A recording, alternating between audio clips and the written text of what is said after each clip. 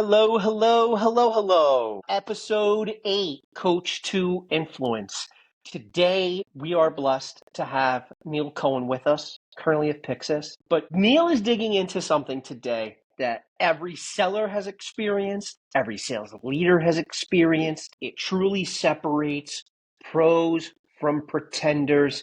It's the universal constant in sales, change. And sometimes change isn't a big dramatic thing. Sometimes it could be simple as KPIs or targeting or messaging or a slight tweak to the ICP. But as I used to tell people, if there's two things I hated in sales, it's things as they are and change. It screws your day up, gets your game screwed up. People have walked away from organizations and sales because of change, and it has proven the merit or lack thereof of their leaders and how they react to change. So allow me to introduce Neil Cohen. We're going to dig into how he effectively, efficiently, and in my opinion, very successfully is navigating through change, not only for himself, but the SDRs under his command. Neil, it's great to have you today. Yeah, Joe. Great. Appreciate you having me. Pleasure to be here. Uh, to your introduction for your audience. My name is Neil, and I head up the global sales development team here at Pixis. Been here for almost a year. Started on Jan 2, and it's been quite a bit of change, which is pretty much par for the course at a lot of these early stage startups. But uh, been learning a lot, navigating through a lot, and excited to kind of hop into the conversation with you. Well, we are super thrilled to have you. So, you came into an organization knowing that a bit of change was happening and you were going to be that force for change. When you know you're coming into an org and your team is going to look at you as the bearer of bad burdens, how do you start to navigate through that? Yeah, is being a part of the team, especially when a lot of the team is there before you and you're kind of adopting a lot of folks, and you know that you are being brought in as an agent of change. The first thing you want to do is really just learn to is build trust with your team, right? And because at the end of the day, like, we are working with people, and you want to be working with them over the long haul, right? These aren't like, there are some changes that you want to make quick and short, but like, you want to enable them to just operate really well in the job. So it starts, if you're going to be a leader, with them to like, hey, understand your trust, what you want to do, and then like lay that out for them like very clearly and have a foundation of the relationship. And this is actually really important because I think some people can mess. I know I probably messed this up early in my career, but like, We all have. yeah, yeah, but I would say it's really important to lay the relationship in the foundation of performance, and it's hard. And what I mean by this is like, I'm a person, I think I'm a friendly person, and people get along with me, but have to like learn to build trust not through just being the friends of the people that you want to lead, right? If we're friends, that can be a side benefit of it, but like, we are going to enjoy working with each other through a foundation of performance. And one tip I got from another leader here really early on is that, hey, when you know there are changes you want to make, like, let them know what the finish line is. Like, it's really hard when you come in as these agent of change and you start making changes really quickly, and what's happening on the other side of that is the team you're leading is wondering, when is this going to stop? When am I not going to have to keep making changes? Every week it seems something new. The best thing you can do is at least show them the vision of the, whether it's a 10-week, 12-week, 6-week, 4-week, 6-month horizon, and your job as leader is to actually have that planned out and like make it clear that that might change, right? But like, this is what I'm trying to do. So if this changes along the way, it's not my main intention, but I will try to mitigate that as much as I can. So like, when you're building on this, building up that trust, it really starts with like letting them know like, hey, you are in good hands. This is what I feel like what's going to work. I need your input here, right? And things will change. I am not a tyrant leader, right? But my job as a leader is to help enable my team to get to where we're trying to go. Any tips and tricks? I mean, you laid it down pretty thoroughly. You talked about a moment ago some early wins. So what are some of the early wins that you and your reports can lock in on that help build that trust out? I would say the number one tip is like, because especially when you're starting a place, like you're spending a good bit of time just getting a read of the current situation. When I say get a read of situation, what this specifically look like for me is like, what is everybody doing, right? I do as much precursors as I can before I start any job. Like, hey, like what do I think based off a hypothesis, like what we should be doing, where should we be headed, what should we be saying, who should we be targeting, etc. But then I'm trying to now in the first couple of weeks like perform that gap analysis between like what I think we should be doing versus what we're actually doing. All right. And is my hypothesis wrong? Are things working that I didn't expect to be working? But like setting those benchmarks, because I think one of the things that is difficult as a leader, like I think a lot of us will come into jobs and like, hey, like I'm here to just overall make things better. And I'm just like, well, what things are you making better? Right. And it's important to have benchmarks put in place for specific things like conversion or anything like this. Cause like, hey, like is conversion an issue, right, for pipeline? Or like, and where in the pipeline is the conversion issue? Is it way at the top? Is it in stage like booking to demo? Is it demo to trial, or like whatever your stage may be? And without those benchmarks in place, it'll be easy to say like, well, let's get this one 2% better, let's get this one 2% better. But like, is it good already, right? Are there better areas we should be focusing our attention on? I would say another thing, right, and I think I already mentioned the point of just like after you get the read, let them know what the plan is, etc., giving them the end in sight. But yeah, I think that all of it, I don't want to give the sales answer of it depends, right? But like I think it starts with just like getting a solid read of the situation, and then sharing with them like understanding what works, what doesn't. I can appreciate that. Yeah. I'm curious as a leader how often you have to communicate the little steps to get them to the big picture. Is it something like how do you keep to reinforce the buy-in that they've made in your end of that path? I would say it depends on the rep, right? Each rep can take things differently, where some people in their role say like, hey, got it, no problem. There can be very heads down, right?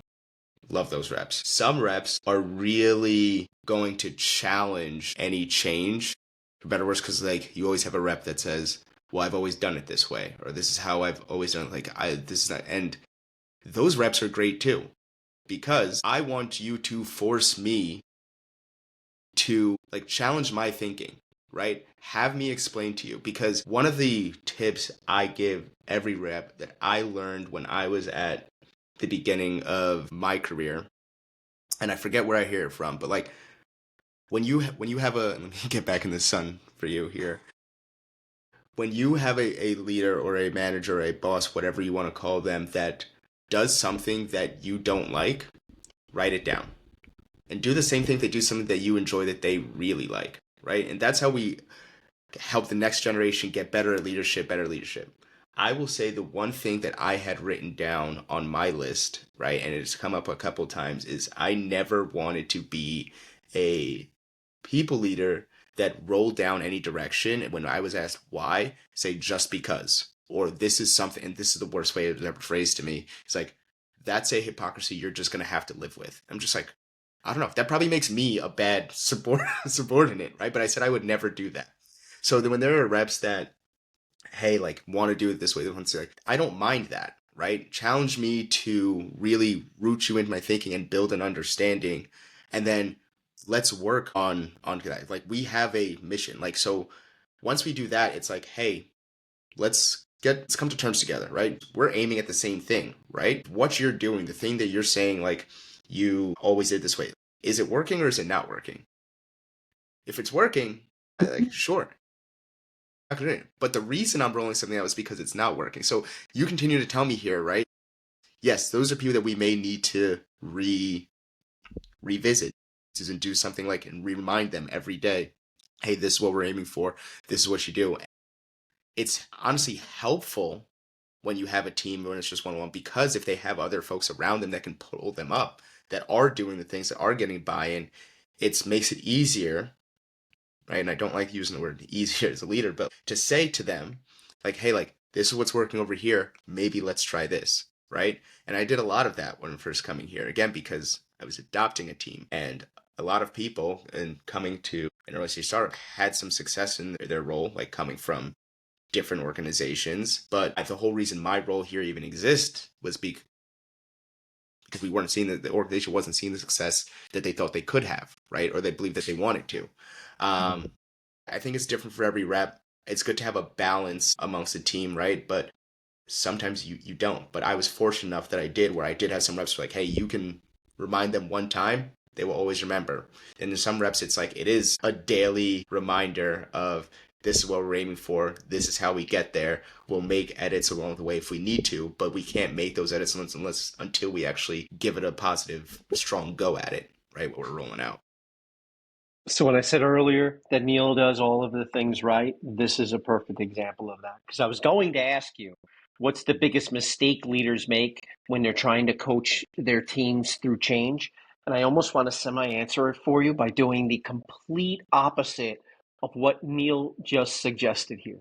Because it sounds like you're putting in a lot of time. There's a lot of coaching that's involved with this, coaching bad practices, just coaching bad thoughts. Coaching, like when I was probably, I look at, because again, a lot has changed here, but when I felt like I was in the best rhythm, right? It's like, because I like systems, I can tinker, I do all this sort of stuff. And it's in order for me to always take the step back from that, because cool, once you have a system up and running and you get it up like and really humming by spending 80% of your time coaching, right? So when I felt like we were in a really good rhythm here, I had coaching going on every day. And some reps it was individually every day, but I had some reps doing in groups with each other, groups of 3, I had groups of 2, I had one-on-ones. I was listening to calls, I was listening to gong recordings of discovery so I can loop those insights back to my team. But like coaching, at least for my job, my role is a major part of the job, because it's a growing thing now where you have some people, like as the BDR function begins to earn the respect maybe it was always deserved, where some people are just like, maybe I will stay at BDR forever. But like for a lot of them, right, and why I got into BDR leadership to begin with is it's a really foundation of a lot of these folks' careers, right? And you want to set them up to be good at a lot of different things. Like I've had BDRs, like, and I think for the most part, right, BDRs, they end up and they go up, become sellers, but I've had BDRs go into tons of different roles within organizations. It's such a good role to really understand overall business acumen if you do the job correctly and if the organization that you're at warrants that. But like I've had BDRs go into operations roles, I've had BDRs go into customer success, I've had some go into marketing, I've had one go into market research, I had some go into like all these different roles, and obviously a good chunk of them go into sales. But being able to coach through all of that, so I think my job is to actually have generalist understanding of all these different buckets so I can help them and actually view the role in such a manner that can help them get beyond there. But like, yeah, coaching is kind of everything, right? And it's Yeah. it's kind of the fulfilling part of the job for me. I'm happy you say that, man. I love Yeah. to know that the next generation is doing it right. Yeah.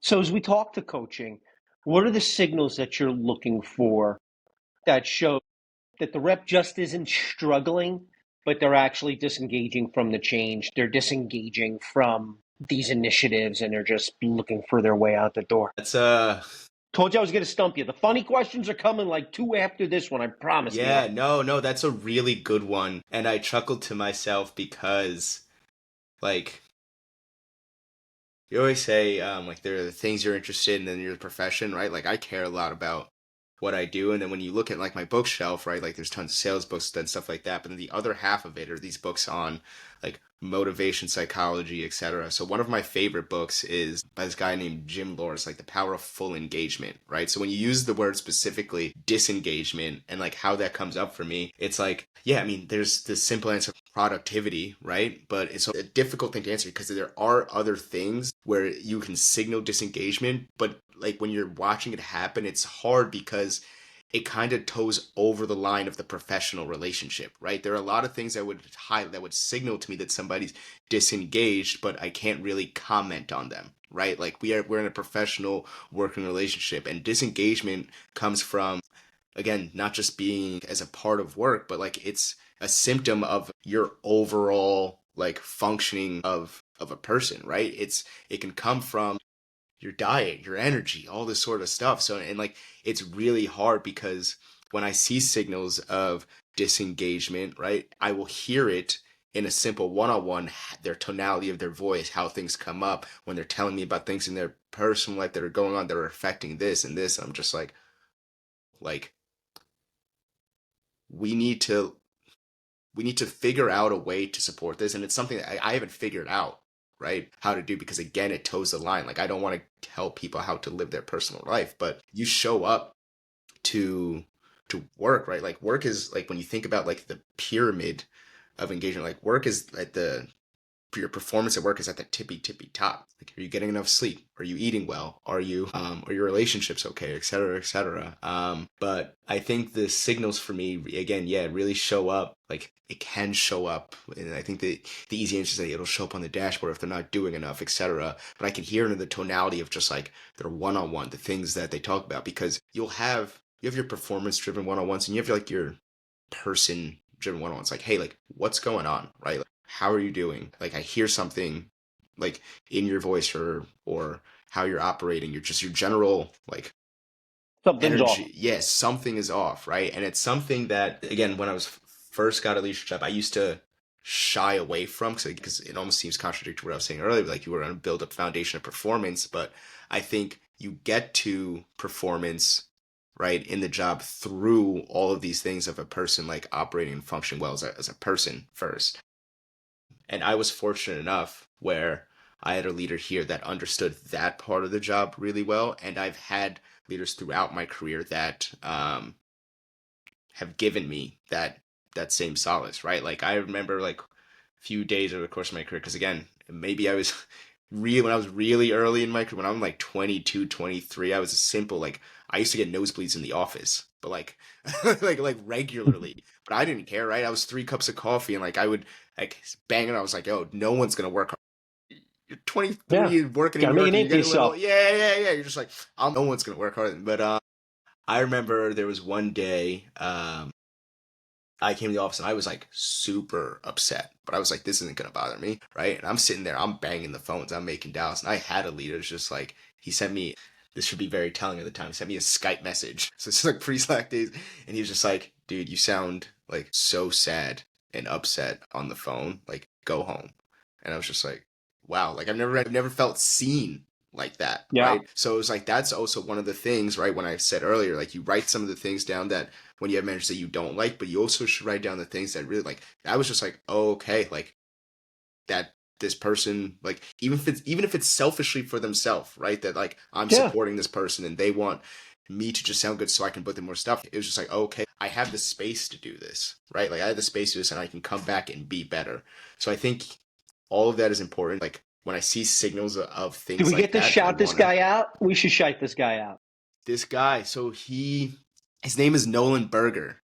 Yeah. Nolan And Berger. maybe We if gotta we say clip this, Nolan Berger. I'll Yeah, send we'll it clip to him, this. We'll make sure that because Nolan, Joanna clips this. And let's yeah, talk about Nolan for a minute, doing it right. No, because it really goes back to everything you've said yeah, about you can't take a everything for everybody approach to coaching in general. yeah, Certainly through coaching through change.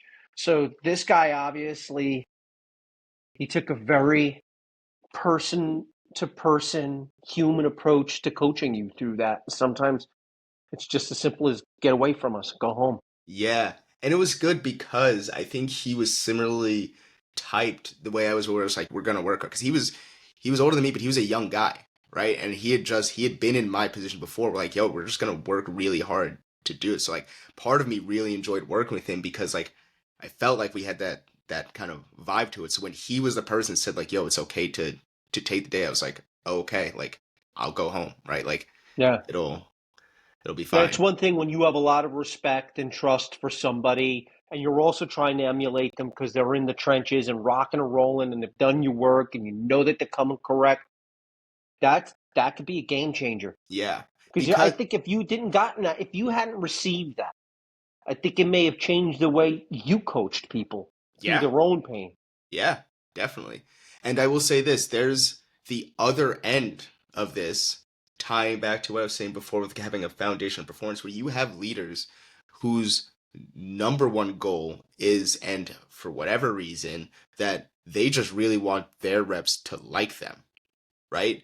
Yeah, And leaving they'll for coach, everybody to be their friend. yeah, or they Recipe for want to feel disaster. like that it's bad because it creates this environment where refs are just like, oh, like they know that if they just like ask like, man, stuff like this, it's like, is this real or is this not? Like, sure, take a day, take a day, take a day, right? Yeah, Like, you end up with a leader who's a pushover. yeah, and it's not And like then when taking a change days comes is, down the pike, they're dead on arrival because they yeah, don't have the respect of their team. Nobody, it's just buddies. yeah, exactly. It's like they confuse like niceness with respect because it's just like, oh, like this person will let me do kind of whatever, right?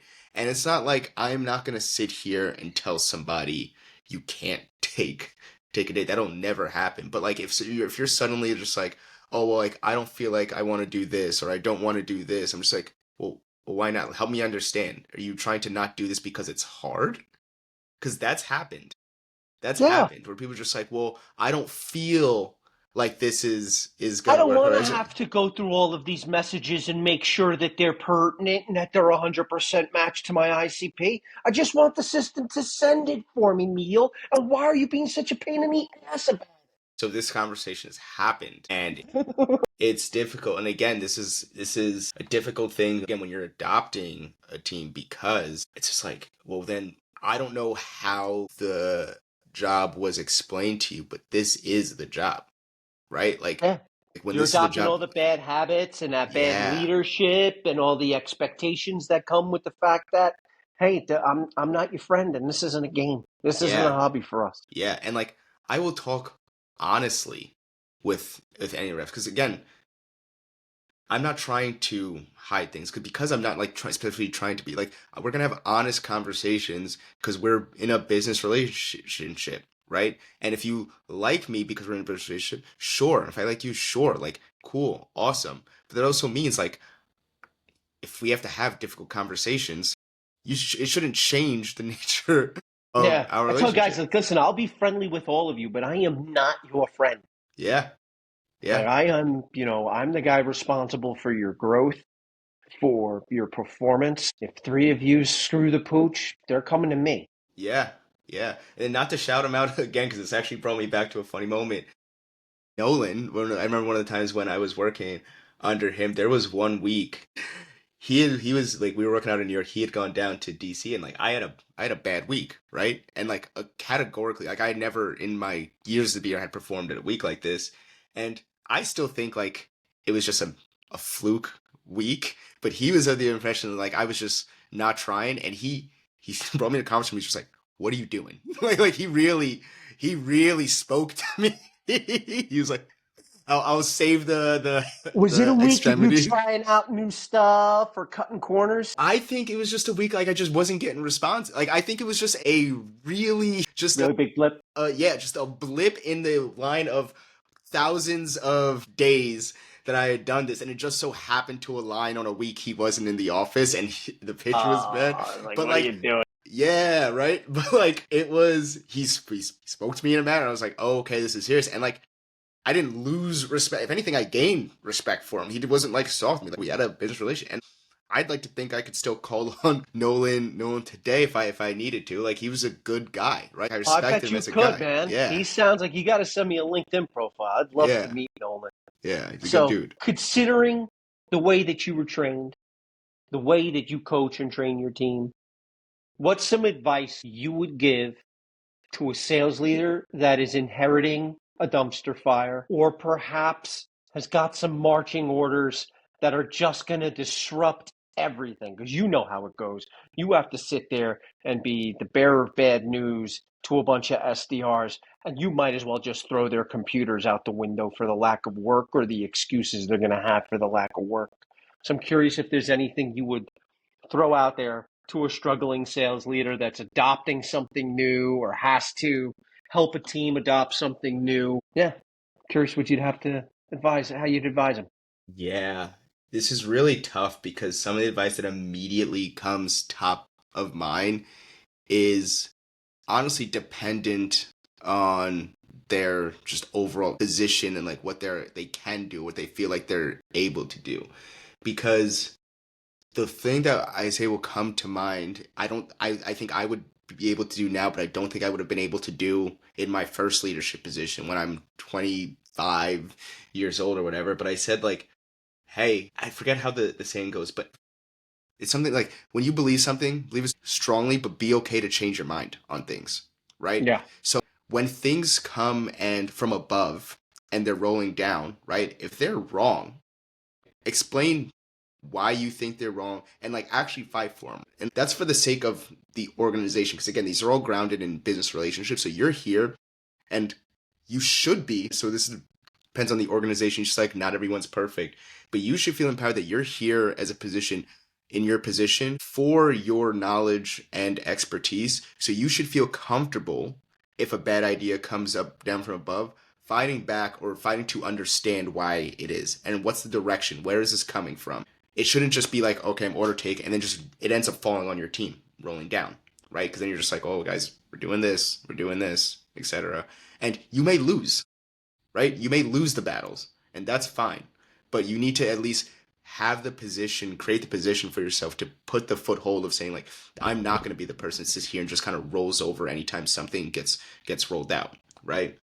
Now, coming from the bottom going up, right? Like, hey, you're gonna have difficult reps, and that isn't necessarily a bad thing. That can be a blessing, right? And you can have underperforming reps. That can also be a blessing, especially if you're trying to change things, right? Those are the people that you can use to say, like, hey, if it can work with this person, that can evangelize an entire team, right? Your team is an Yeah. entire unit, and when you treat every like individual of the team like and can lift them all up, like a rising tide lifts all boats, right? If you want to get a team, like I know for like me here, like once you get one person on board and they see the immediate success, and it's like there's a glaring gap once that one person gets buy-in, now it's just like, okay, like who else is going to buy in now, right? Like, and then everyone starts to be a part of it. So yeah, I would say different strategies for two different ends of where noise and chaos can come from. um it really depends on the position that I guess you have when you are in your career, so on and so All forth. right. All right. Now we got to spin it off, get a little bit of a lighter tone. Yeah. What is your go-to pump up song as a seller? And what's your pump up the team song if you have one? Don't have a pump up the team song. Yeah, I've never like played music for the team. My personal pump up song changes so much and so often throughout the years. Like you'll laugh and like maybe this is one for the mass of the audience, and maybe I'm just pandering a bit, but there was a long while where the number one most played song on Spotify was "We Are Never Getting Back Together" by Taylor Swift, right? And I'm not thinking about anybody particularly, but like there's just something when the drum hits which goes "wee," like, and I'm just like, yeah, like that gets me going, especially if I'm when I was Okay. commuting to Okay. office, like I'm sipping a cup, like I'm ready to go. And then there are times where it's just like it's just something like hard hip hop, it's not hard. But like there's a time when people, me and my friends were just like we would go anytime we went to karaoke, we're throwing on Mo Bamba and trying to get the crowd hype. So like if I would throw that on, right, like sometimes that would like really hype me up. These days, I guess I'm trying to think of what I listened to most recently. If I could quickly pull up my oh, Big X the Plug. Anything I listen to Big X the Plug radio right now. Like he's got this one song Texas, which is like I've never been to Texas, right? That will still hype me up for some reason. Some EDM. But yeah, I'd say probably mostly hip hop. I've claimed to fame. People will kind of make fun of me for this, but I've been in Drake's top 0.01% of listeners every year for the last like 7 years or something like that Oh, on my wow. Spotify Wrapped. Like that, listen to him all the time. It really does vary. Sounds like Drake owes you some money, some props, a little bit of respect, Something, right? little bit something. Yeah. So now we got the song. Who is playing Neil Cohen in the movie about your sales career? It's A a lot shame of it's dated, but I'd say young Denzel's got you all day. But I agree. I mean, I have a if lot of it's my a friends. flashback story, maybe Denzel can start it off. Yeah. Neil CEO, but who's playing? Who's playing young blood Neil? I have a lot of my friends tell me I look like Michael B. Jordan.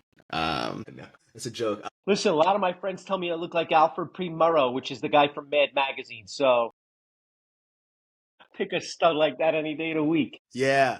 I think that guy seems like Daniel Kalua or something like Okay. that. Yeah, I think him would be a good one. Him or Kevin Hart. I There can you tell a go. joke. I can make a joke or two. Yeah.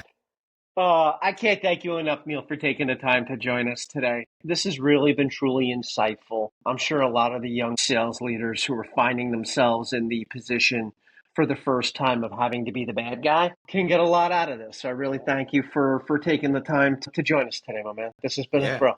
Awesome. This has been great, and I appreciate you having me. Pleasure's all mine, dude. We'll do this again soon. Awesome. Appreciate it.